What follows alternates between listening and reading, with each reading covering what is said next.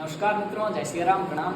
मित्रों, श्रीमद् भगवद गीता के 18 अध्यायों की इस श्रृंखला में आज हम 13वें अध्याय की ओर अग्रसर। और पूर्व में हमने भक्ति योग नामक 12वें अध्याय का अध्ययन किया, जिसमें प्रभु श्री कृष्ण अर्जुन के कई प्रश्नों के उत्तर देते हैं और उत्तर देते हुए कहते हैं कि हे अर्जुन, हर एक मनुष्य का संघर्ष भी एक विद्यार्थी की भांति होना चाहिए। हर एक मनुष्य का स्वभाव भी एक विद्यार्थी की भांति विनम्र होना चाहिए। और 13वें अध्याय में आते आते प्रभु श्री कृष्ण को अर्जुन पूछते हैं कि हे प्रभु, ज्ञान क्या है, क्षेत्र क्या है। 13वें अध्याय का नाम है क्षेत्रज्ञ योग नामक त्रयोदश अध्याय।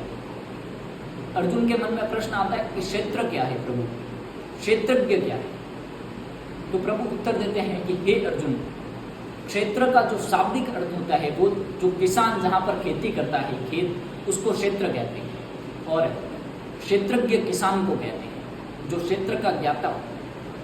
प्रभु श्री कृष्ण कहते हैं कि हे अर्जुन, मनुष्य के शरीर की समस्त इंद्रियों को संचालित करने वाले को ही क्षेत्रज्ञ कहते हैं। और प्रभु श्री कृष्ण कहते हैं कि मानव की दो प्रवृत्तियां होती हैं, एक नाशवान प्रवृत्ति और दूसरी प्रवृत्ति जिसमें देवीय भाव आता है, देवताओं के प्रति स्नेह आता है। और प्रभु कहते हैं कि देवताओं के प्रति स्नेह आने के बावजूद जो व्यक्ति परमात्मा को प्राप्त हो जाता है।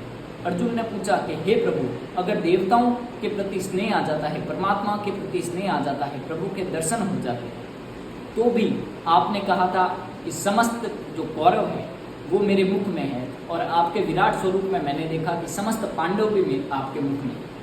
तो प्रभु को कहते हैं अर्जुन कि हे प्रभु, अगर ज्ञान को प्राप्त हुआ व्यक्ति, क्षेत्रज्ञ को प्राप्त हुआ व्यक्ति भी आपके प्रति जाता है, आपके मुख में है, तो इसका क्या कारण है। प्रभु कहते हैं कि हे अर्जुन, जो व्यक्ति नाशवान प्रवृत्तियों में जाता है वो व्यक्ति मुझे प्राप्त नहीं होता, लेकिन जो व्यक्ति देवीय भाव में, भावनात्मक भाव में जाता है वो मुझे प्राप्त होता है, परमात्मा के दर्शन करता है, लेकिन आखिरी में मुझ में ही विलीन हो जाता है। और इस प्रकार प्रभु श्री कृष्ण 13वें अध्याय का नाम क्षेत्रज्ञ योग नामक 13वां अध्याय रखते हैं। धन्यवाद। जय श्री राम, प्रणाम।